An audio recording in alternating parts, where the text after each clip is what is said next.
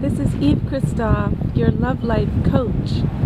And today I want to talk to you about why it is that some hallucinogenic natural plants can be very healthy for you, while over-the-counter drugs can be quite dangerous.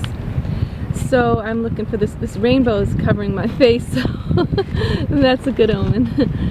So basically, think about peyote. Peyote has been done by the Withdrawal Indians in the Sierra Madres of Mexico for centuries, and the overall experience of people who do this plant is their lives take shape. Blessings are brought to them over time. But these plants, peyote especially, has certain ceremonies that go with taking it, and those ceremonies are what invoke the magical power of the plant. So think about ayahuasca similarly, but a very different energy. She's known as the surgeon, who can show you your illnesses and take them away to a certain level, at least the spiritual level within you. And she also has certain ceremonies that bring on the specific blessing of her medicine.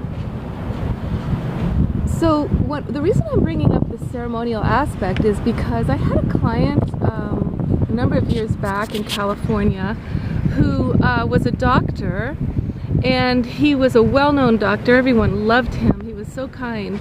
But he went on a journey to Peru, and he had a special ceremony with a hallucinogenic plant. I don't know which plant it was actually. And when he came back, he had a terrible illness, and this illness was so bad that it got worse and worse till he was feverish and delirious and in pain all the time. So bad. He went to all of his own professional medical doctors who he was seeking help from, and none of them could diagnose him or help him at all. And finally he even had to give up his practice while he was so ill. So he came to me at that point, to my shamanic practice, and when I looked into it from a spiritual perspective, I saw that when he was doing this plant in another part of the world, I think it might have been Peru, it might have been ayahuasca, he basically was led by people who were no longer doing this sacred ceremony, and at least not adequately. And the plant felt disrespected by him for numerous reasons, and it really wanted him to make amends. So when I gave him the way to make it up to the plant, it had something to do with going up to a mountain and leaving offerings, etc. He could barely make it up the mountain. But when he got to the top, he did his offerings, he made his amends, and he said he literally walked down the mountain without the illness. It was completely gone. So this is to say, yes, hallucinogenic plants can be extremely powerfully uplifting and healing, but they need to be done with respect and safety with people who have an experience, a long experience with the whole tradition of the plant. And they can also be dangerous if you're not in the right care of those kind of shaman. But the long-term effect for him from his journey was life-changing. It was him coming into his spiritual path, and his path blossomed from then on in beautiful, deep ways. Now, I cannot say that that's the truth for the people I see consuming large quantities of alcohol. This is an over-counter drug that actually seems to make people lose time and lose touch with their life and their path. But mostly I'm concerned about the over-counter drugs that are antidepressants. I just want to tell you about a person I've heard about also in another area in New York, who is struggling with Klonopin withdrawal. And I went and visited this person, and I was so shocked to find her basically as if she was in a schizophrenic breakdown. So I went and I looked up online how many other people are having this experience of trying to withdraw from antidepressants and finding it to be much harder than the depression they ever were in the beginning of taking the antidepressant. And I found lots of people speaking about, tremors and burning all over their body and extreme anxiety. And there are 3 people in my own sphere that actually committed suicide while coming off these antidepressants because it was too intense when they were getting off, that all of the negative emotions that had been repressed for those years come up at once.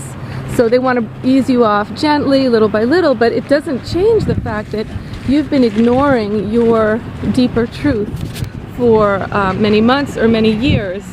And it was hard enough when you felt those feelings in the beginning, but imagine them all coming up together all at once, all repressed for all that time. So what do you do for depression? That's another video I'm going to make. But I want to also mention marijuana in this little clip here.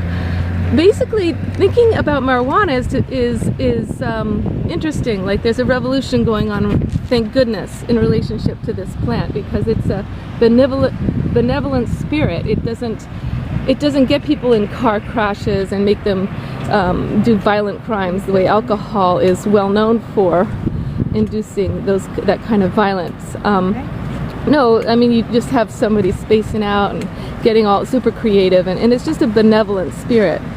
But there is a danger to too much marijuana consumption, even if you're taking it for pain.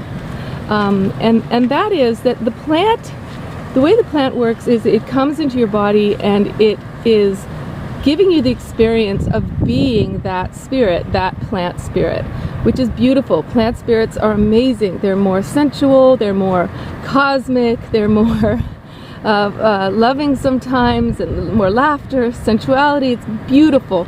For a recreational experience once in a while, nobody should be criminalized for this beautiful experience, and certainly for taking away their pain this way. But ongoing, if you keep taking that plant every day, what's happening is you're replacing your spiritual experience with the plant's experience. It's getting to live through you.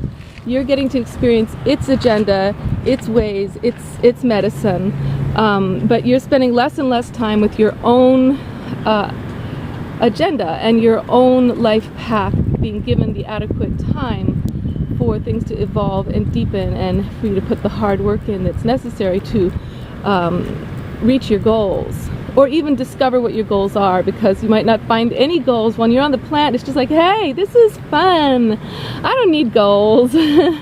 But that's not true, because for you as a human, you're not a plant. You come in with a destiny that's meant to evolve, and you come in with a gift that's meant to be given. So please use discretion. Be careful.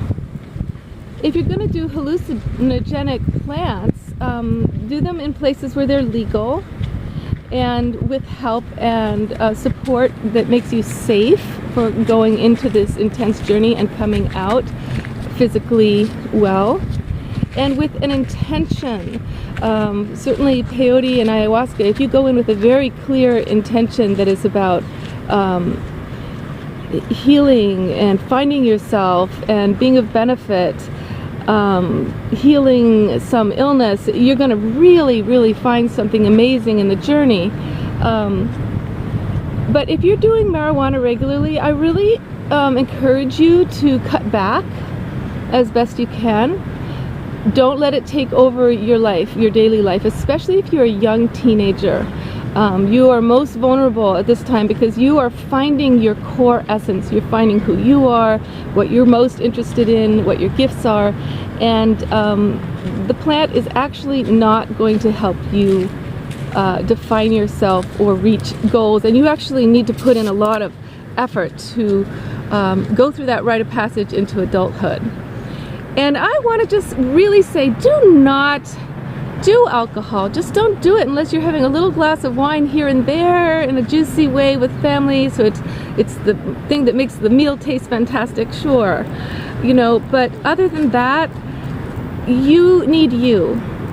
And my biggest warning, biggest warning is against the antidepressants that are being sold over the counter that are supposed to just give you a little lift, a little bit of help. If you need a little bit of help to get through something that's too hard, you don't think you can make it because you're so down, the first thing you need to do is face what it is that's making you so depressed. Face it.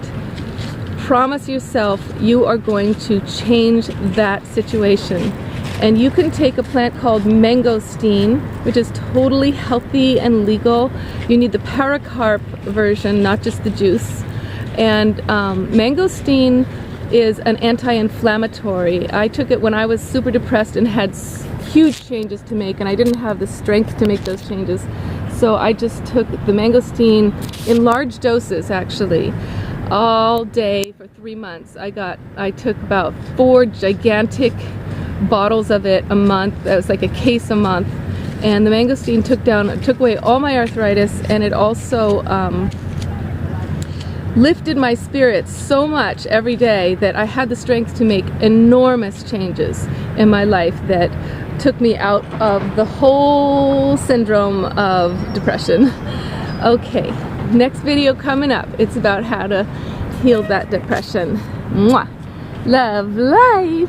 Please, if you like this, share it, join my channel, subscribe, and I'm a love life coach. You can have a free session with me to see if it's a good fit. Contact me on Facebook. Okay, bye.